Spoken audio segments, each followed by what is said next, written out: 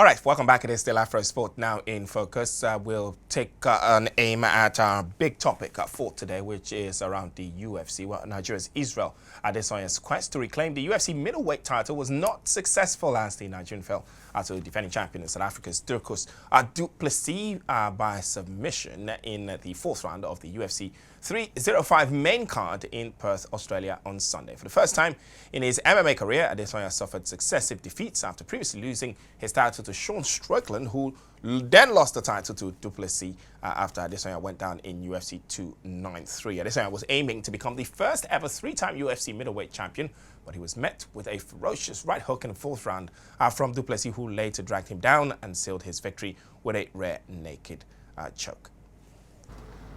You know, as a warrior to a warrior, like I said, I'm still not Israel Adesanya. We are not friends because on a personal level, we do not see eye to eye.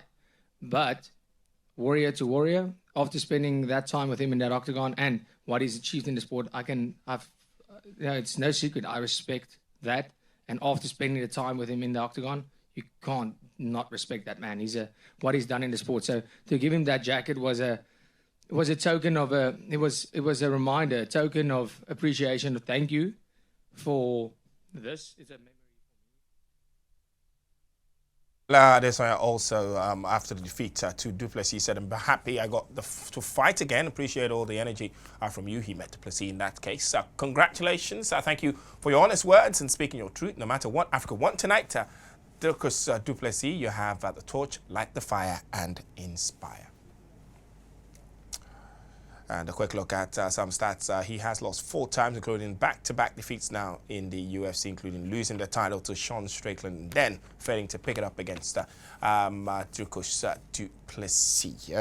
I'm glad to say that we have got a special guest in here, Mr. Ebere Bernard, the CEO of the Akalaka Spirit of Warrior and the youth director of Nigeria's Mixed Martial Arts Federation, the NMMAF. It's great to have you here, sir. It's my pleasure. First and foremost, there was something that was said by Israel Adesanya at the end of that fight, and he said, just being the main card with 2 Africans was a victory for Africans as far as the MMA is concerned. Yeah, I think so too. I believe it's a big victory for Africa. You know, over the years, Africa has been ruling in UFC. You have the likes of Kamaru Usman. You have the likes of Francis Ngannou and Israel himself for over a decade. And now, to come to think of it, that the touch is, the change of the baton is between 2 Africans. For me, it's a great one.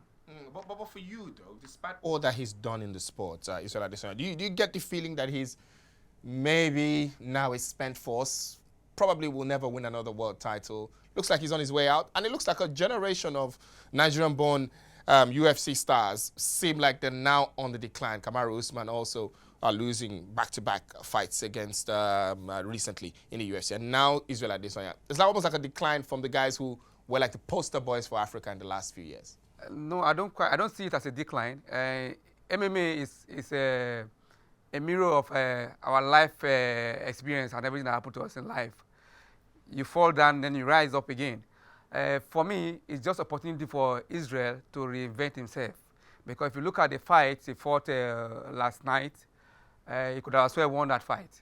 And I'm confident that if he decides to come back again to fight, because I heard when this cruise management was asked, they felt that whenever UFC is coming to South Africa, they would like it to be headlined between Israel Adesanya and Dricus.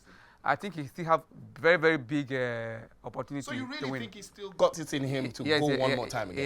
He has. That's going to be... Okay, so let's move away from that and let's look at the general MMA outlook on the African continent. There's also the Professional Fighters League also coming up, which has Francis Ngannou as almost the poster boy in it. How, in terms of the financial outlay for Africa, it's not the biggest, but it's starting to gain a lot of traction here in Africa, especially with some other MMA groups. There's the EFC, there's your also group, the Akalaka. What's causing that growth for mixed martial arts, especially combat sports on the African continent now? Generally, if you look at life generally, business opportunities, Africa remain the hub. So most of the guys doing exploit in combat sports, in MMA, they have African roots.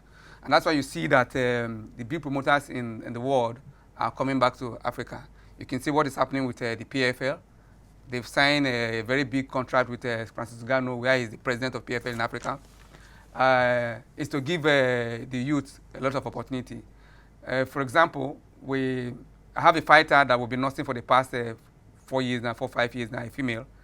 She featured in Francis Ngannou Premier last year in Cote d'Ivoire, and she won the belt. In fact, we are traveling to Egypt tomorrow for another big invitation that he has for World Women Bantamweight Championship. We'll have another invitation again for her to feature in United Arab Emirates, 23rd of next month, September. It's going to be a bout between Arabia and Africa.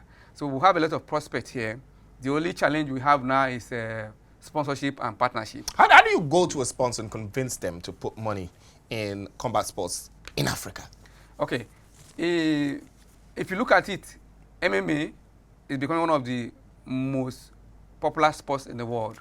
You can see the kind of profit and returns that UFC and the likes of Bellator and all that are doing. And with what Francis Ngannou is trying to do to bring PFL to Africa, in fact, they want to launch the first big fight in Africa. I have been contacted to get some local fighters here. What that is going to do is that it's going to open up the business. It's going to open up the business, and we're talking of billions of dollars, because we have the resource here and resilience. All right, you have to hold the thought there, and those are top Africans there who have headlined some of the biggest nights in UFC. Francis Ngannou, Israel Adesanya, Dricus Du Plessis, and of course, Kamaru Usman.